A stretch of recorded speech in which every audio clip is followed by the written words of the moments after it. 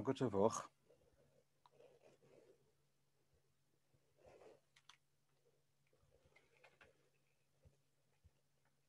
Good Woche.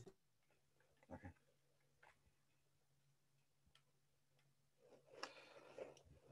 So we have now, Shabbos HaGodel is divided into two parts.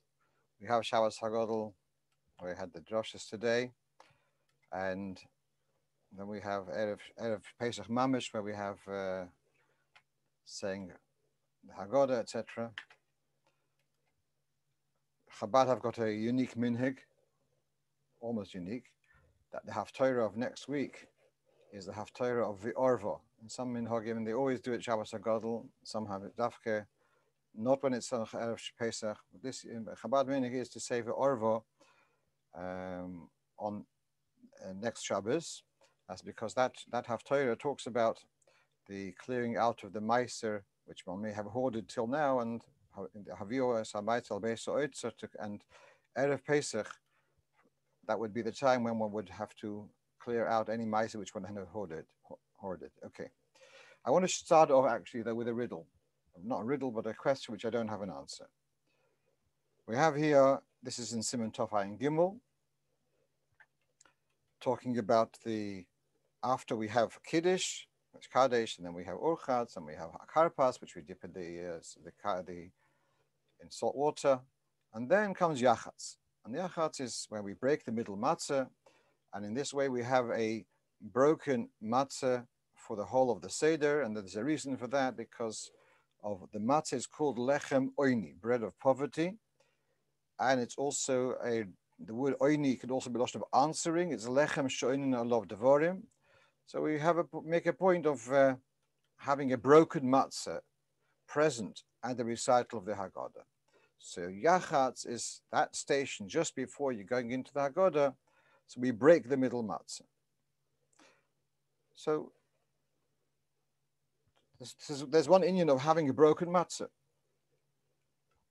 Then what do we do with the broken matzah?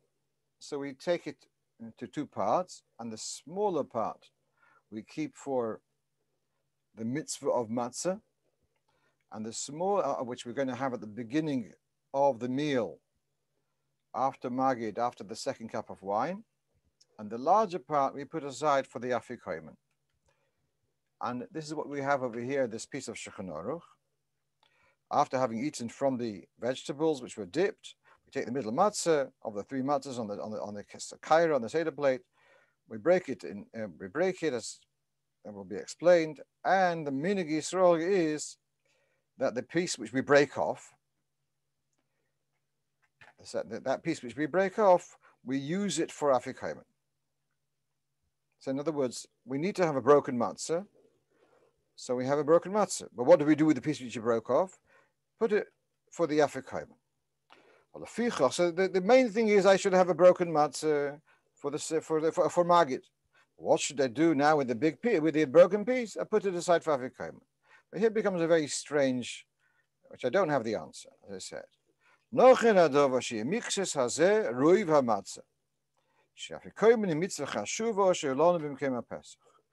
have a whole matzah, you broke it in half. Now you're going to use part of it for a mitzvah min haTorah of eating matzah, first night of Pesach, second night with some Rabban and Chutzlard. And the second piece you're going to keep for Afikomen, which is nowadays a reminder of Korban Pesach. So in my mind, the mitzvah matzah is a mitzvah min haTorah. The mitzvah of Afikomen is a zecher. So why should you put the larger piece for the Afikomen, which is a zecher, and the smaller piece you're keeping for matzah, which is a mitzvah min haTorah? It should have been the other way around. So that's my riddle, which I don't really have a satisfactory answer. A possible answer could be that Go on. Yeah, that right now, all our mitzvahs are just ha'achane for le'osid lavoy. So right now, the mitzvah of matzah without the Korban Pesach is almost like a b'diavad. Obviously, it's midaraise, but this is das tachton. With a das geula is to have the Korban Pesach. That's the real mitzvah, and that to eat the Korban Pesach is a much greater mitzvah than matzah. Okay.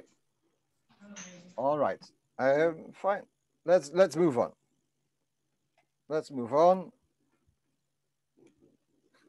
The perennial question: does one have to switch off the lights for Bedika's Chometz?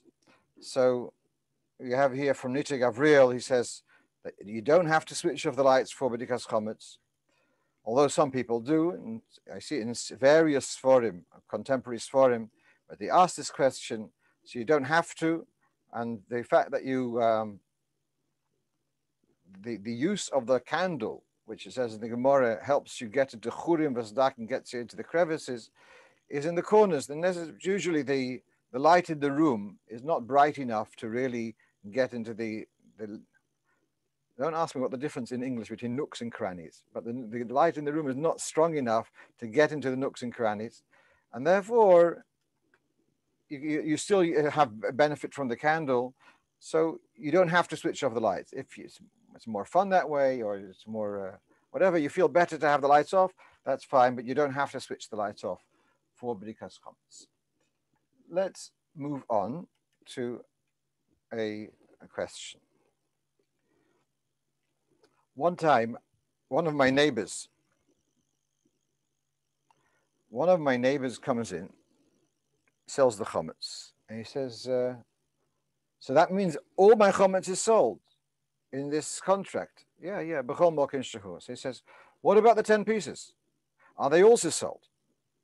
So this year, I looked into it a little bit more, and I saw that actually this question is raised by the Chassam Sofer.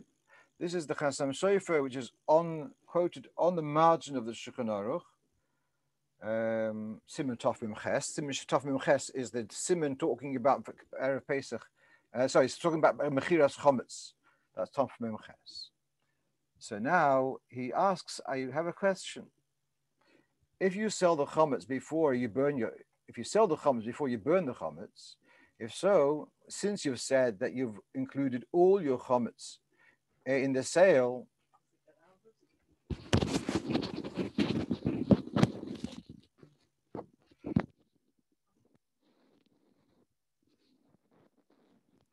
any better? Can you hear me? We heard you before very well. It's worse now. No, I heard. Okay.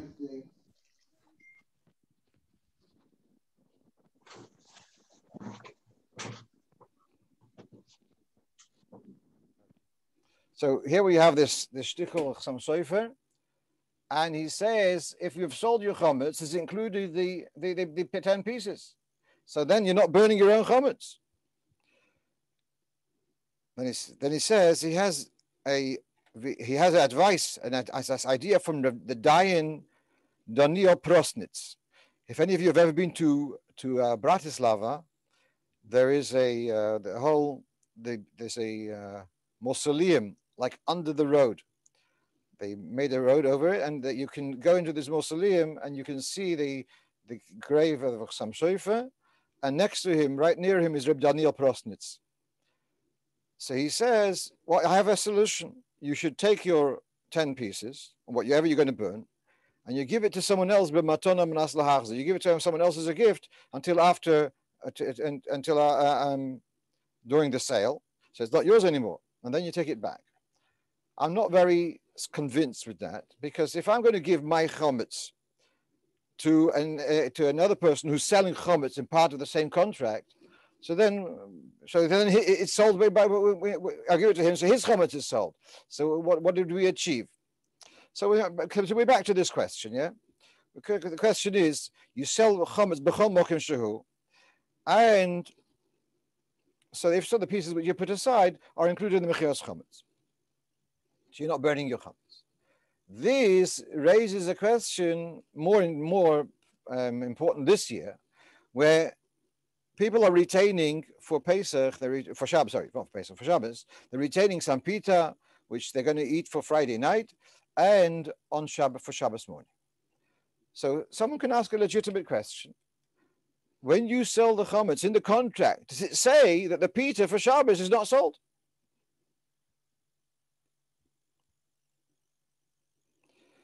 And what I want to say, the answer to both of them is that so long as the circumstances are clear that this is not included in the sale, it's not included in the sale. So again, I'm going to repeat that although there is a blanket statement, all the chometz in this premises is included in the sale, but when there are parts of that chometz which are clearly not being included in the sale, then they're not included in the sale. So the stuff which you put aside to burn is not included in the sale, because it's clearly, that was your intention, it was clear intention. And the same thing, the stuff which you put aside for Shabbos is clearly put aside, it's not included in the sale. Where do I get this from? So here you have the Alter Rebbe in Taf Mem Ches. He says, if you sold the chometz to the goy, and then what happens if the Yid says, oh, he's sold his chometz to the goy, but he's worried that this Cheque might come along and start having some beer and some whiskey over Pesach. So what's he do? He goes and puts a seal on the room where the chometz is, so the goy should be intimidated. Don't break the seal. There's a certain fear. He mustn't break a seal, And he says, if you put a seal on it, if you at the time, if at the time of the sale you made a clear indication that you don't want the guy to take anything from the sealed section, so then the sale is invalid. It's just a sham. So what we're seeing here is, and now there he's talking about, he's got a pub, a Jew has got a pub, and he's got whiskey, and he's selling it to the goy, and he puts a seal on the door of where the whiskey is, so then that invalidates the sale. I want to take this partially.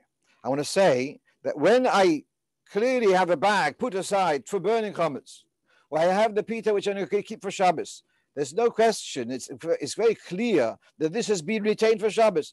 That is, as a result, it's not included in the sale, and there's no out of the shayla. So therefore, if someone comes to me and says, Rabbi Yadayin, whatever, will you make a change in the shtar this year to exclude the pita from the mechira? So I'll respond, if you will have a tikkun for the 10 pieces every year, I will make a tikkun for the pitas this year. Okay. Someone's mentioning about Reb Chaim. I'm not familiar. I'll talk about it later. Rabbi Elu suggesting the mitzvah min HaTorah is lechem oini. The hamotzi anyway includes the kohen matzah. Right. Someone mentioned that today also when I spoke about it in the shul. That because back to the question at the beginning of the shir, why do we put aside the smaller matzah, smaller half of the middle matzah, rather than the larger half? And so because we at motzi matzah, we actually eat from the top matzah as well as the middle matzah. So therefore, okay. The sale is usually not done after burning. Usually what happens is, and every year, and not this year, I stop eating matzah, stop eating chometz, and come the time that I end up eating chometz. Then I go to the guy and sell the chometz. Then half an hour, that takes about half an hour.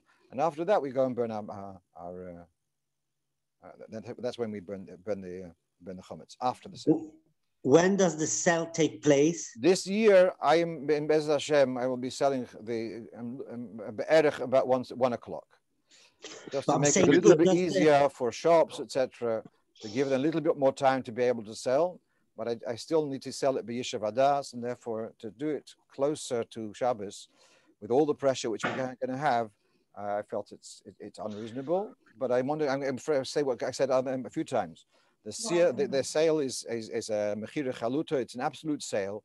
Once the mechira is done, there's no point in then taking more chometz and putting it into the cupboards or something which wasn't included in the sale before.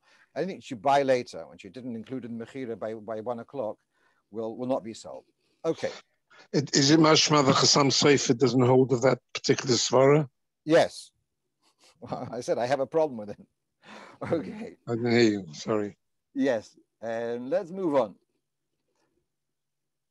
I'm saying he's giving an eitzah, yeah, but his eitzah I wasn't satisfied with. Right. Well, here you have the Alter Rebbe Okay, let's move on. A lot of people are anxious come out of Pesach Shabbos, and you have to have lechem mishneh. So then, if you have a few people, so you finish it off. But if you have just one person, two people, how are you going to manage to finish off your two pitas on Shabbos morning?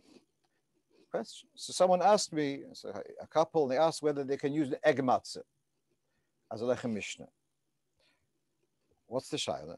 So the shaila is Egg Matzo is mezonos. Can mezonos make up your lechem mishneh? And let me say, Ashkenazim don't eat, egg matzah is called matzah ashira.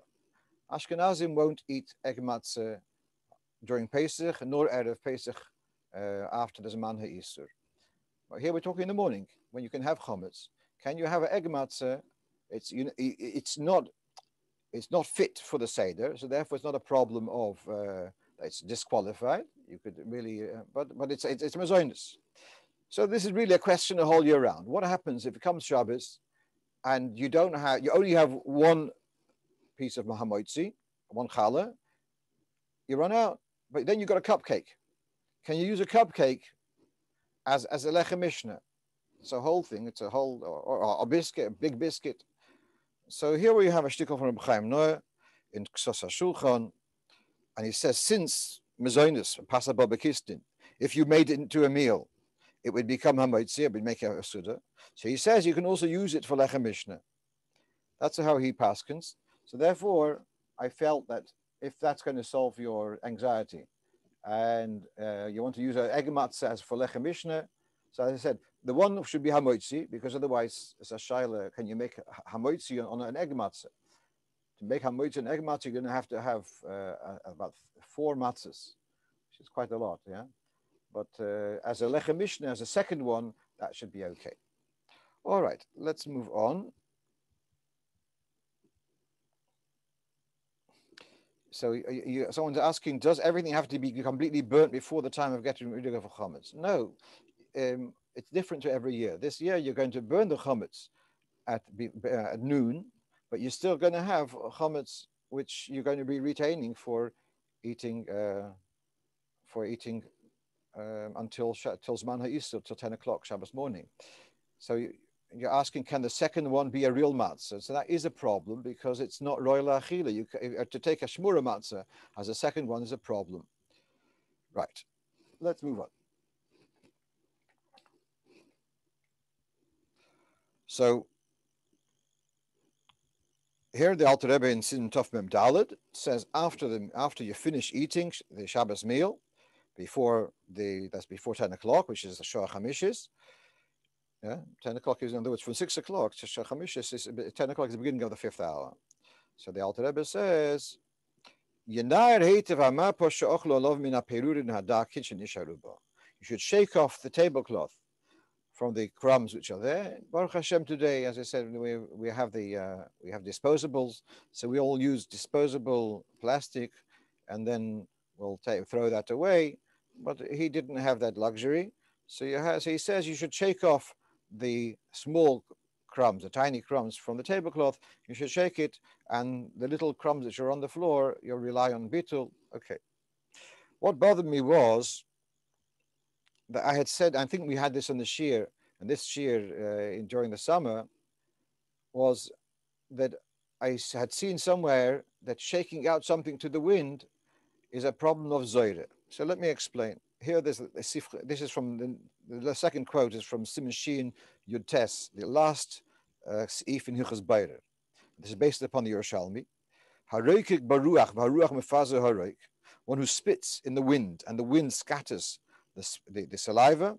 Chayiv mishum zoyre. It's like it is punishable for winnowing, because winnowing would be scattering the chaff, etc.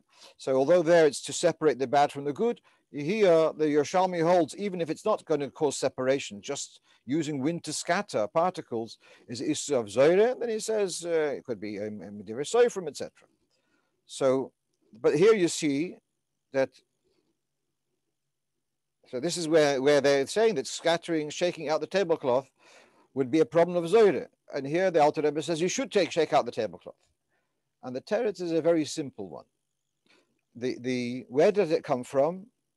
I saw this there's a very good sefer on Hilchos Shabbos by someone called Rabbi David Ribiat, 4 volumes. And there he brings about not shaking out a tablecloth to the wind. And that is actually the Marsham who says so. But he's talking about shaking out in the wind. If you take it out when there's a strong a breeze and you're using the breeze of the wind to scatter off the crumbs, that's taka osur. When the Alter Rebbe says here, you shake off the tablecloth, it's just not talking about the wind. So to shake it out in the wind, take it out in the garden and shake it out in the wind is taka a problem, is what you shouldn't do. To shake out the tablecloth onto the floor not because of the wind, no, then that would be okay. So that also, if you remember then at the same shir I mentioned that to do this, to blow off the dust off a sefer, say that also in Rabbi in the same context, he says you shouldn't do that on Shabbos because what you're doing is you're using the power of wind, although it's your own personal wind, which you're creating by blowing, but you shouldn't use the power of wind to scatter particles. Okay, let's move on. What do we have here next? Okay, to clarify something which came up last week. What came up last week about mushrooms, and so I mentioned that some Sforim talk about not using mushrooms. I mentioned last week from the Pesach guide from Rabbi Blumenkrantz that he says because mushrooms are cultivated on Chometz surfaces. So, but then after the shir last week, someone called up and they said that they had already last week, they already cooked ready for Pesach. They already cooked a soup with mushrooms, peeled mushrooms. So I said, I'll look into it again. So this is now from the Hakohol, which is the Kadassia organization. So they address the union of mushrooms, and they do address that mushrooms are cultivated on a bed of grain, but that would only be a problem during Pesach. In other words, if they are grown during Pesach. I think I mentioned before about milk from cows which feed on Chometz. So milk, if it's during Pesach, milk from a cow which feeding on Chometz should be avoided. So mushrooms which are grown during Pesach should be avoided. But mushrooms which are grown before Pesach, so that what they're saying that there's not a problem. You want to have a zehirus, you want to have a chumrah, that's okay. But min hadin, that's not a problem, because it's before Pesach and it's already transformed from the grain into a different form totally, into the mushroom. So from before Pesach, it's not a problem. Min hadin, if someone wants to avoid mushrooms as a chumrah, then fine, that's okay. Why? Why is it okay if it's grown on grain? Because it's totally transformed. It's not. You can read what he has over here. The mushrooms are not a problem. He doesn't say why. It doesn't go into. All right. So if you have access to a Shevet HaLevi, so Rav Wosner also says this in Chelek Chesim and Kuf Yodalet. So he says the same thing. He takes the same position, because it's not chometz. It's something which is produced from a origin, but it's totally transformed. It's not that there's any chometz in the mushroom. It's like it's feeding from it, but it's not. It's actually. I don't have access to Shevet HaLevi, but I did have access to Google. And after last Shir Motzei Shabbos, I looked it up, both in England and in America. They base it on grain, and it comes out of the moisture and the dampness of the Chometz Dika grain. So it's a direct product of Chometz. Yeah. So what would happen? Just to repeat the argument of Rav Wosner in Shevet HaLevi, if not mistaken. What would happen if you take a Chometz Dika grain and you plant it in the soil and it grows in? Well, you know what? If you take Pesach Dika grain and you put it, it's going to get moist and it's going to get Chometz in the ground, and then it's going to grow and you're going to make Shmura Matzah. And Shia Hecht, Shia Korf, which for them machen Matzah, yeah? It became Chometz in the ground. Novos, it changed. Right. And same thing here, the chickens are fed on grain and they're okay for Pesach, yeah? But if it's on during Pesach, it might be an issue. But if it's from before Pesach, it's okay. Let's move on. Let's see what we have next thing. Oh, a number of people are asking about wine sold in Chometz. Now, the Emma says you don't have to sell the wine. It's not Chometz. You have a bottle which has been touched with Chometz and doesn't mean you have to sell the wine. But even if you did sell the wine, it does not make the wine osur. And we have the concept in halacha of a goy actually realizing that Jewish wine is a profitable venture.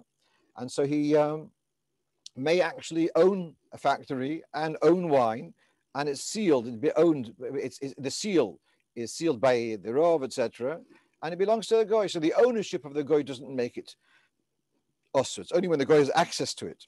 You can see that in various sources. What I thought I saw as I was looking for this, an interesting question. If you have a whole room which you sell to the goy, do you have to take it for the mezuzah and replace it after Pesach? Because it belonged to a goy. So now it's because we have a concept in halacha of ta'aseh v'lo min ha'osri, that you have to make something in a kosher state, and here it was possible. So this is I'm quoting from Bedika Gabriel again. It's not a problem. Let's say you have a room which is a sukkah. A sukkah is potem in Isn't it dafka by sukkah and... Give me a moment, yeah? Sorry. You have a room which is a sukkah. And during sukkahs, stated sukkah is potem in mezuzah. You took off the roof. After sukkahs, you put the roof back. Do you have to... The tchilas asiyah, when this mezuzah was screwed to this doorway, was it kosher? Yes.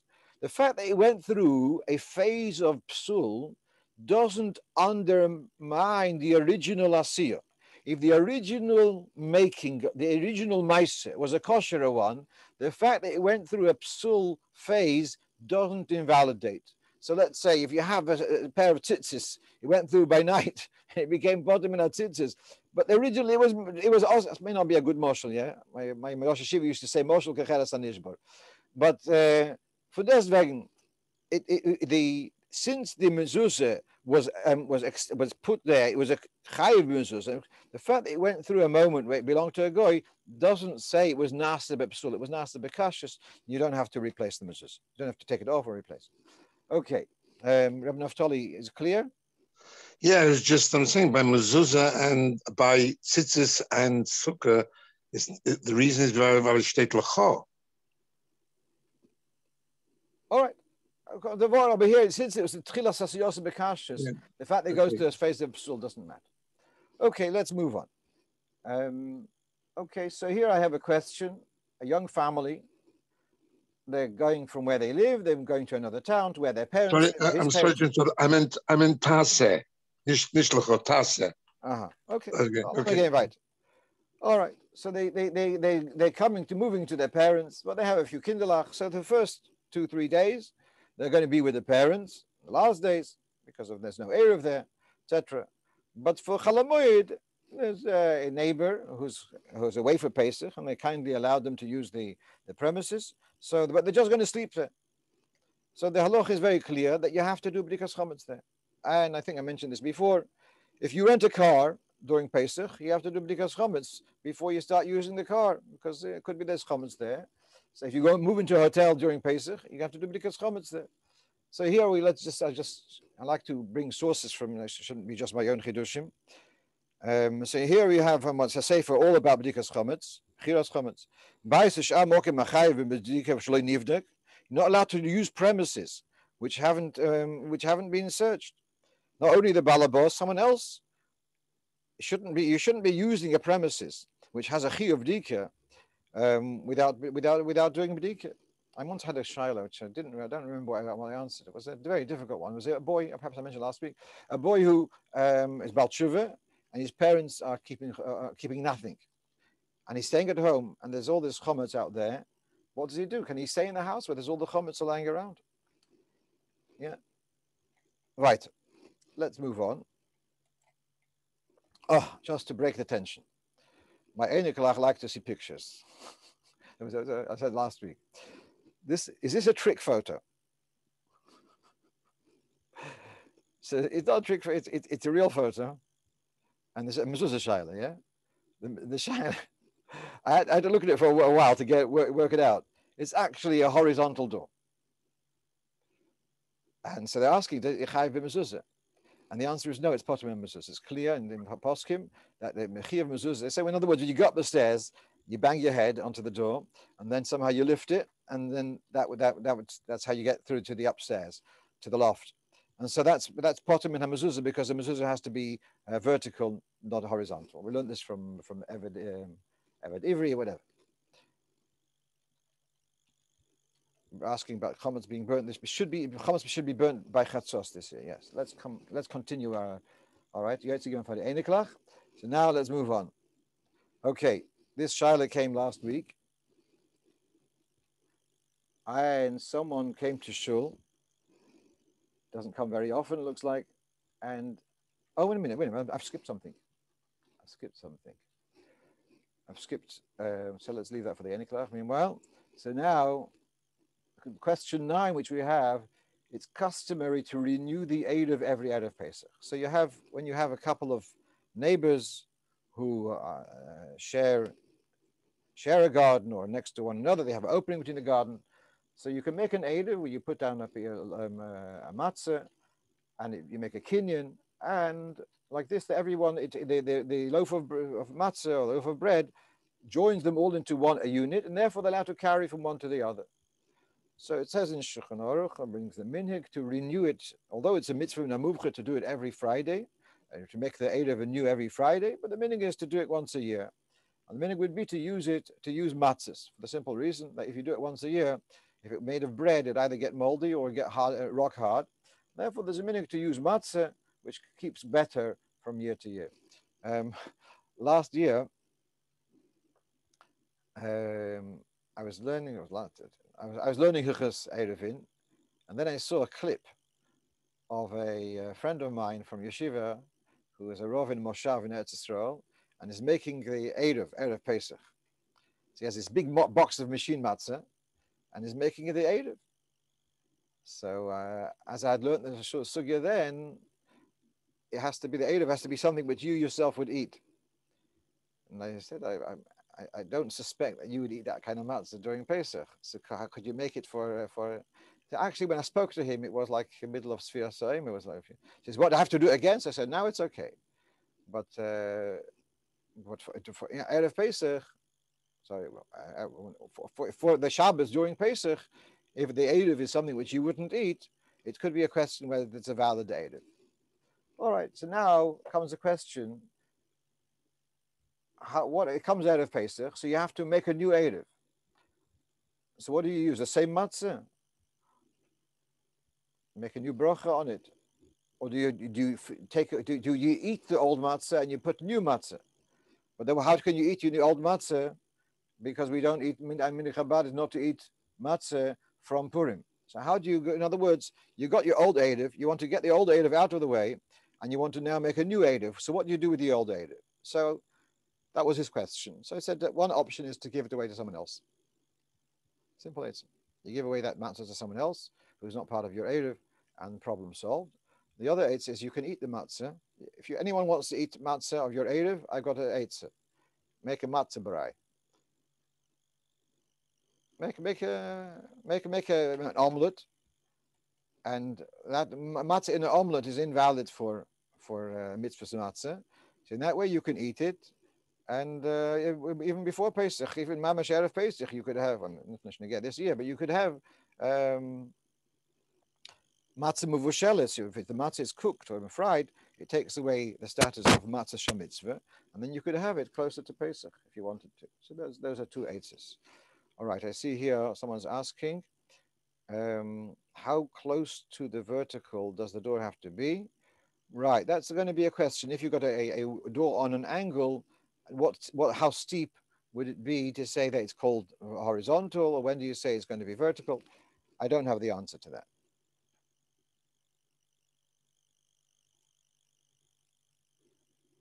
What bracha for matzah brai? So it depends how if it's still got the terisa denama, it still looks like matzah, like French toast, yeah, is hamoitzi. If it's become mushy, then it becomes mezainis. Let's move on. Okay. So now here became a shaila. Someone came to shul on Shabbos, and he gave the rabbi a piece of paper. I'm not sure whether it was a check or a pledge, a written pledge, and he gave it to the rabbi on Shabbos, and the rabbi was, I say, Bichiot Kia Billy Boy Misitrado, Vechelva Misitrado. You see, it's a big donation, but it was given on Shabbos.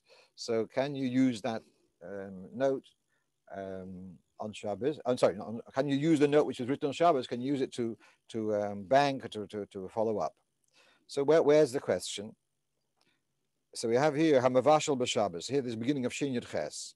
If someone cooks on Shabbos, if a malacha was done on Shabbos b'mezid, if it was done knowingly, a person who did a malacha on Shabbos, so he's not allowed to have any benefit from that malacha as a penalty. And furthermore, the kedera shabishal bo asur le'yolam, the pot which he cooked in, would be also for him, because it's absorbed midover ha'asur, because it's got like a trefa substance in it.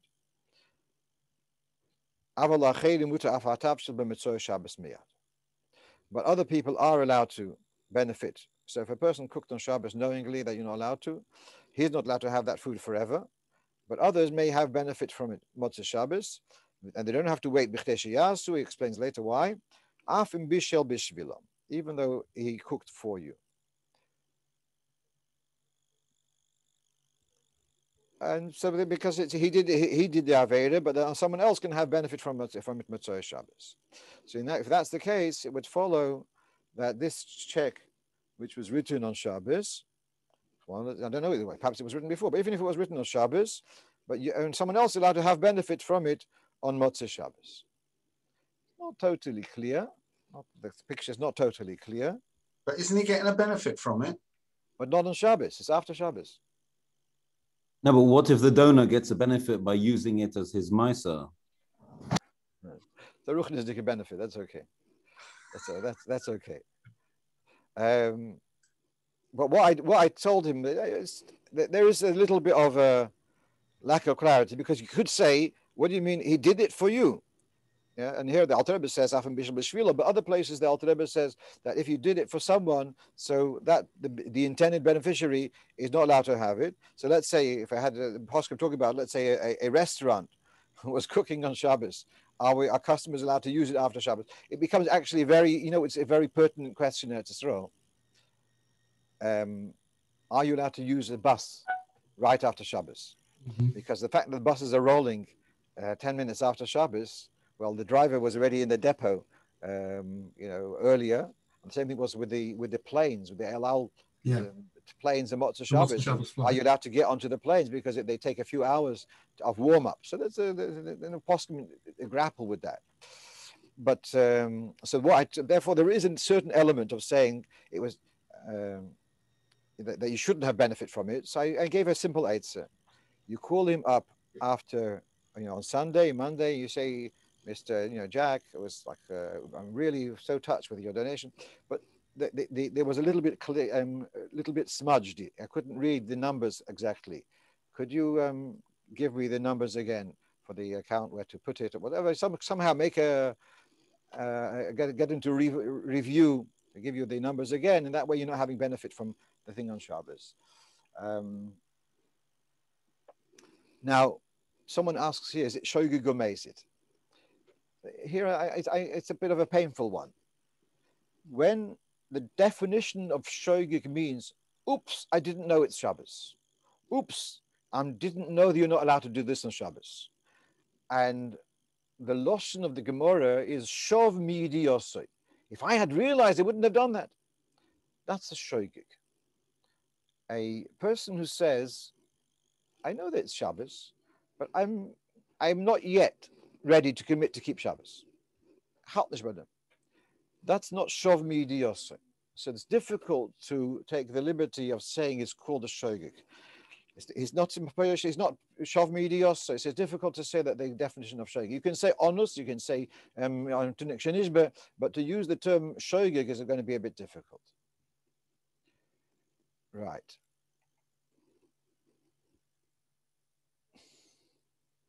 Asking, as long as the matzah is still edible, can you not rely on the old Erev? The answer is yes. So long as the old Erev is still edible, it's still valid. But it says in Shulchan Aruch, important Alter Rebbe Siddur also, that the minig is to renew it every Erev Pesach. So we want to keep that minig. And one of the reasons for renewing it, one is because even matzah has also got a limited shelf life, but also that there should be shaloi tishochach, that people should remember that there's nothing, there is something, that the issue of carrying, and then you need to do something to be allowed to carry.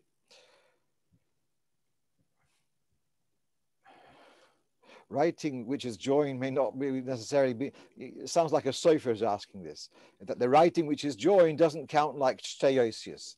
That's because you're used to writing mezuzahs that they mustn't touch. But for in English, where it's on the contrary, if you write them separate, you don't know how to write joined. So I don't think that's a chesaron in English if the letters are joined. Okay, let's go on. Let's go on the last question which we have, and that is about a Sheva Brochos. It's this Shabbos.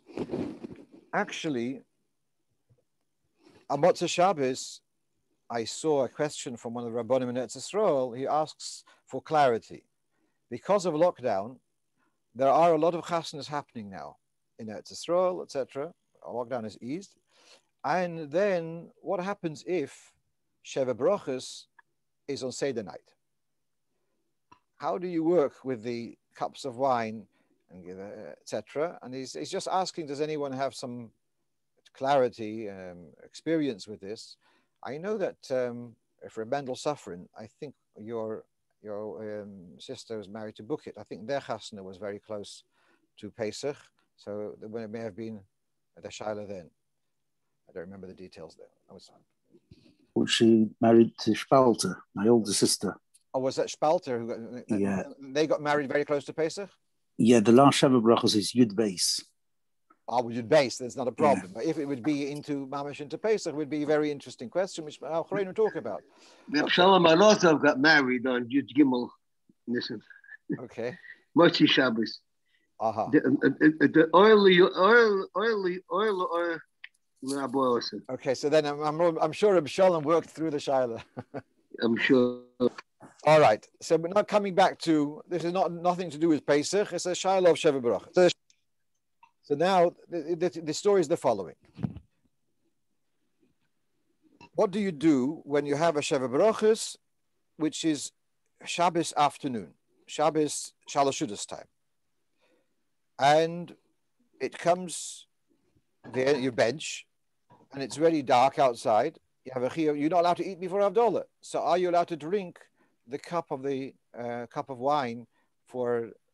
So now, when I published the Siddur, I quoted from Reb Zalman Shimon, which I had heard from family, that Reb Zalman Shimon would paskin that you drink the cup of wine right after benching before Havdalah. That was the way Reb Zalman Shimon had paskined. I heard it from Heshke Dubravsky Lava Shalom. So I wrote that. Subsequently was published this letter of the Rebbe. So now you can see here, B'She'elosoi, Ba'amidas Sheva Brochos, B'Suda Shlishis, Eich Noyagin, B'Negea L'Shesiyas HaKois. What is the minhag of drinking the cup of wine in Suda Shlishis? The Kanira Kavona Shekvar Shokachama. So Suda Shlishis, which has been spilt over past sunset, V'Gias Man Havdalah, it's ready time for Havdalah. V'Imkein Hu, K'medumani Borosh Noyagin Lishtes HaKois Havdalah. The Rebbe says, as far as my impression is, as far as I remember, that we don't drink the cup of wine until after Havdalah. So all right, Baruch Hashem. So I'd written Reb Zalman Shimon's psak, but here clearly the Rebbe says that that's not the minhag, and one wouldn't drink it. Now, I mentioned last week the B'Chocharov, in his Pirush on Even Ezer and Ezer Mikodesh, he mentions why it's very important to have 7 brochos and not 6. If you remember when it says in Parshas Kisiso, Vayar ha'om ki boishesh Moshe, that Moshe was delaying, so because Moshe was delaying, that's why they made the golden calf. So Chazal say boishesh is bo sheish. It came 6, so he says sheish below sheva. To have 6 without the 7th is asking for trouble. So the B'Chacharov there, he says that you should drink the wine, and many poskim take that view, that you shouldn't have just 6 brachos, you have to have 7 brachos. Despite that, you see here that the Rebbe is saying that our minhag is not to have the Hagofin right after benching. Instead, one takes the 6 brochos after benching, and the 7th brocha is going to be kept. You keep that wine for Havdalah, and you make the same cup is used for Havdalah and for benching. So then go back and forth. Should it be the person who benched, who led the benching, should make Havdalah? So here we have from Reb Chaim Noah, and he says, the one who held the cup for benching. So he has the chiyuv to make the brocha hagofen. It would be correct that he also should be the one to do Havdalah, because there's a svara that the one who leads the benching, who held the cup, he should be the one to make the brocha and drink the wine. And so it's recommended that the same person should make Havdalah. Just before finishing of this point, part of this discussion was about Panim Chadoshes. For Sheva Brochos, besides the night of the Chasana, during the rest of the week, if you want to make Sheva Brochos, one of the conditions is that you have to have a new face, someone who wasn't there at the Chasana, wasn't there part of the celebration. So now it's as if the celebration is a new celebration because we have a new face. So that's the concept of Panim Chadoshes. Comes Shabbos, so then you don't need to have a Panim Chadoshes for Shabbos, because Shabbos itself is a cause for a new celebration. So you don't need to have a Panim Chadoshes for Shabbos. What about Suda Shlishis? For the 2 meals of Shabbos, you don't have to have a Panim Chadoshes. Now, what's the big deal to find someone off the street? Which is also a question on its own. But actually, this family are out on a retreat, and now it's become a minhag. Some people, they go to a hotel or something, the whole family, and it's a very beautiful time when the family get together. And so they, in the hotel, they're not going to have anyone else besides family. And people who were there for the first 2 meals are going to be there for Shalosh Shudas. Won't have a Panim Chadoshes, which wasn't there for the first 2 meals. So it's actually this discussion in Poskim, and what it seems. So I took the Kitzur Shulchan Aruch as the posuk. Well, there are different opinions, but Kitzur Shulchan Aruch had a tremendous chus, this kabel betfutzes Yisrael. So Kitzur Shulchan Aruch says at Shevet Bracha for Shuda Shlishis, if the chosn is doirish, if the chosn will say advar Torah, or actually it could be someone else also, but if the chosn is doirish, then that adds to the simcha, and then you can make a Sheva Brochos at Suda Shlishis even without having a Panim Chadoshes. That was his psak.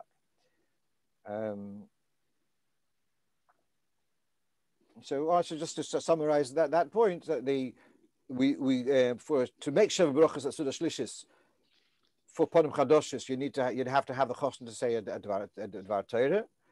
The wine we would not drink right after.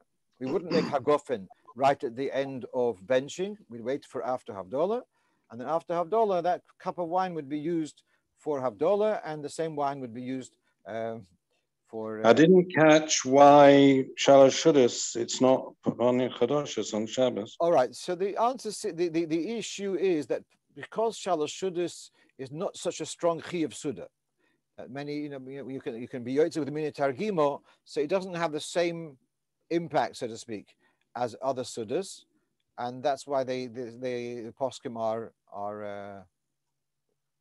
doubting whether it has the power. Yeah, so that's the psak. One last thing, and let's see here. I remember when Reb Zalman, I'm going to come to your point now, but first I remember when Sach used to make Sheva Brochos Shalosh Shudas. Whoever bench used to make Havdalah. Yeah. So now there is a business of ein oisen mitzvahs chavilas. There is a question of using the same opportunity for several mitzvahs. It's as if you want to, roll them all off, as if you want to discharge your duties as quick as you can. So there is a certain reluctance of ein oisen mitzvahs chavilas. So then, can you use the same cup for Havdalah and for now the poil? What we saw by the Rebbe, every Yom Tov, there was a cost for benching, and then that same cup was kept for after Ma'ariv. If you remember, Motel Teleshevsky would stand up and say, we went into the whole thing. The Rebbe is benching, and then there will be Ma'ariv, and then the Rebbe wird machen Havdalah, und Norde wird the Rebbe teilen Koetz shel Broche, and so alles gehen beseder Mesuder. Was I remember that kind of wording. So the Rebbe used the same cup of wine for benching and for Havdalah. So it looks like there is room to be more makel on this Einois Mitzvahs Chavilas. And if you want to read about this in the Siddur, which I published 15 years ago, in the Miluyim, in Siman Chof Ches, you have a whole discussion about this, why it's not a problem of Einois Mitzvahs Chavilas. But I'm not going to do that now because I didn't look it over now. And Baruch Hashem, it's there and you can look it up. Okay, I'm going to stop a little bit early. Good work, Dr. Dan Askin. Yes. I want to ask you something that bothers me already for many years. I never got the answer for it. You're not allowed to fast on Shabbos. You're not allowed to prepare on Shabbos for the next day. But here we go to daven at 7 in the morning. We eat everything by 11 o'clock to finish eating bread. We're doing things for the next day, and I don't get it. I don't understand what the heck is. What are you doing for the next day? You're not eating challah, you're not eating this, you're not allowed to do this, you're not allowed to do that. It's Shabbos. Wait till you're preparing for the next day, basically. Pesach is the next day. What are you preparing? You're stopping from keeping Shabbos or doing what you normally do on Shabbos for the next day, basically. Yeah, but you're not preparing anything. You're just you stop eating Shabbos in the normal way. But yeah, not preparing. You're changing the whole Shabbos. You're going to take me to daven? Yeah. Why? Where's the head of this? Yeah. We'll have to find a solution to make the food for the afternoon. We shouldn't feel like we're missing anything, huh? No, I'm saying why you burning the Chometz on Friday. After that, you normally you're not allowed to have no from Chometz, and you're going to eat Friday night challah, and then Shabbos suddenly you become the front person. You don't need because tonight there's going to be a Pesach. Everything is so upside down, and I'm not getting an answer from no one. It's not a question of Achon. It's a question of mamish changing the Seder. Yeah, changing things for the next day. Correct. Yeah, you change because it's Erev. Nobody not allowed to sleep to go to. If I go to Israel or to Shabbos, I'm only going to sleep, so I'll be okay on the flight. You're not allowed to do it. Here, people go to. You are allowed to. Just you mustn't say you're doing it that way. Okay, he's still thinking of it. And here you go to sleep in the afternoon, so say the night you'll be able to be up. You're doing many things on Shabbos that do not belong to it. Yeah. All right. Take it. But you haven't an answer either. I'm going to join all the others who didn't give you a good enough answer. Okay. Good. I wish you all a kosher and freilich and Pesach, and Menoichal. We should be zoiche celebrate this Pesach in Yerushalayim Ir HaKodesh B'Shiach Tzidkenu, and Menoichal Shom in Hazvochim in Apsochim, and in Apsochim in Hazvochim we should have Korban Pesach, and then we'll have the other Korbanos Simchas Olam Al Rosham. Dan Ruskin. Yeah. What's the plan for the week after Pesach? Excellent. That's exactly what I was going to ask. Roman. I don't know what is it Roman, your Yiddish name? Yitzchak. Right. It's on my notes here, actually. Next Friday, I apologize. I won't be doing a shir because I think a lot of you will also be a little bit busy next Friday. What I do want to do is Friday of Chol HaMoed. So next year will be Friday Chol HaMoed, 20th of Nisan, 2nd of April, between 1 and 2. But I am asking, Taka, thank you for reminding me. I'm asking for preferences. What should we do after Pesach? Should we do like we did last summer between 1 and 2? I understand a lot of people that's not going to work for them. And I wouldn't want to disenfranchise a lot of our listeners. Perhaps between 4 and 5. Perhaps between, something like that. I'd like to hear some feedback. What would be your convenient choice, your preference of when to have the shir in the after Pesach? But meanwhile, the next one is going to be. For me, any of the times are good. Oh, wow. Would it not be possible to have a shir one-off Motzi first day's Yom Tov to take the place of the one you would have had on the Friday Erev Yom Tov? All right. If I manage to galvanize something, perhaps. But meanwhile, I'm just going to. Meanwhile, I still have to make Pesach myself. Yeah. No, I'm saying Motzi Yontov. Yeah, I know, but to make this shear, you have to have time to make it. Okay, fair enough. It has to get baked. And then one day Chol Hamoed to replace the one. So, all right. So I'm saying Friday of Chol Hamoed. So yeah, but that's for that's instead of the Motzei Shabbos. Have I been missing a Friday shear? Not yet. No. It sounds not like for the last 6 months. Okay, fine. All right. Good. And thank you very much. I would urge anybody who didn't listen to your shear to the ladies on Monday to listen to the recording, because it's got some very important points in it. If anyone wants, I can send them the link. Yeah. Thank you.